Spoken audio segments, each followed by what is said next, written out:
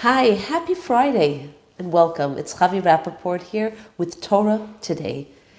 And of course, the Torah is so relevant, as relevant today just as it was yesterday at Sinai. And always so practical.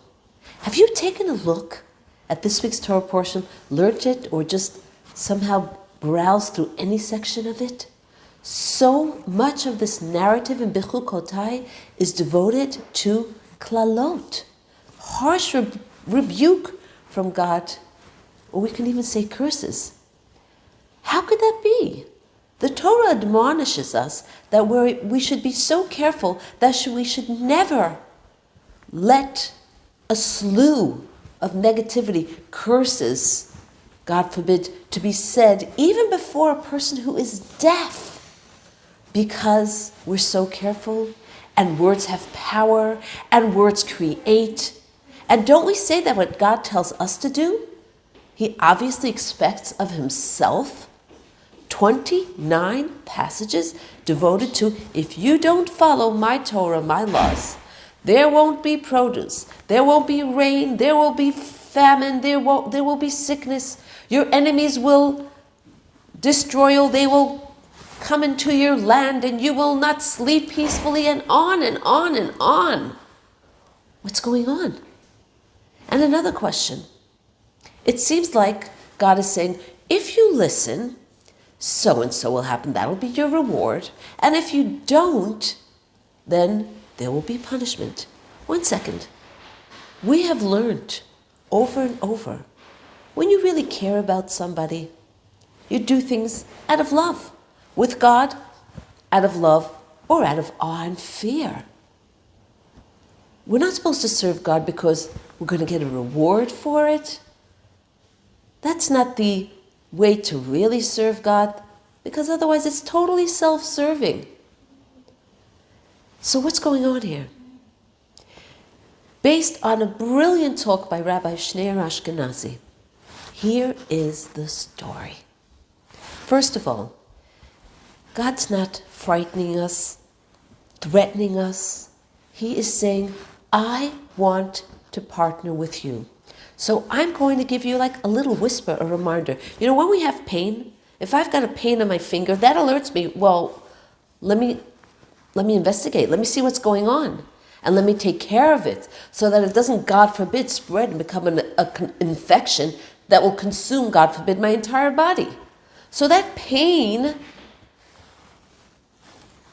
is almost a blessing to alert me, I've got to check into something. We are walking souls. We are so intrinsically connected with Torah, with spirituality, whether we are aware of it or not. When God sends us something that seems like it's so rough and negative and sometimes an affliction, it's God saying, 1 second, come back here. You've missed something. I just want to wake you up and remind you.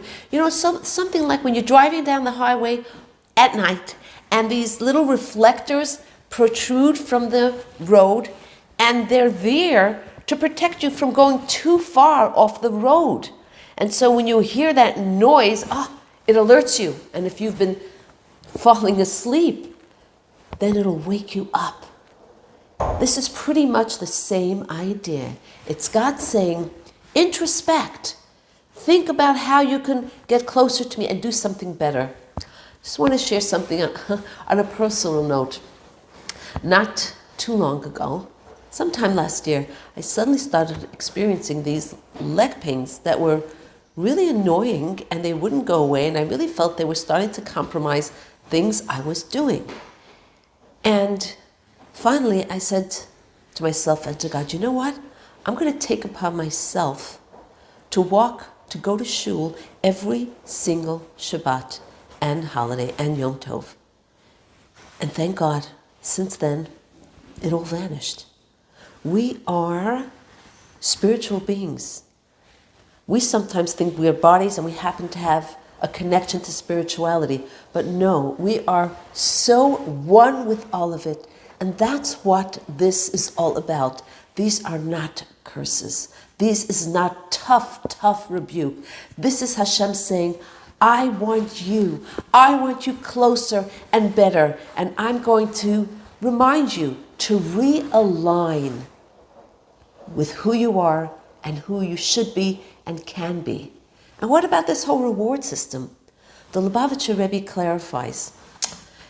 Hashem is not saying, be good, give you a prize. You won't be good, that's it, you're grounded. No. Hashem is saying, I'm going to provide you the conditions so that you can be as close to me and serve me in the best way possible without any obstruction.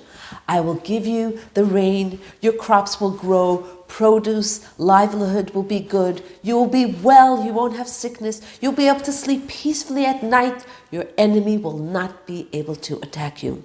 So with this new perspective, let's go out there and conquer and be vigilant and alert so that we don't need those reminders. And of course, Hashem is our partner and just always wants to see us growing, connecting.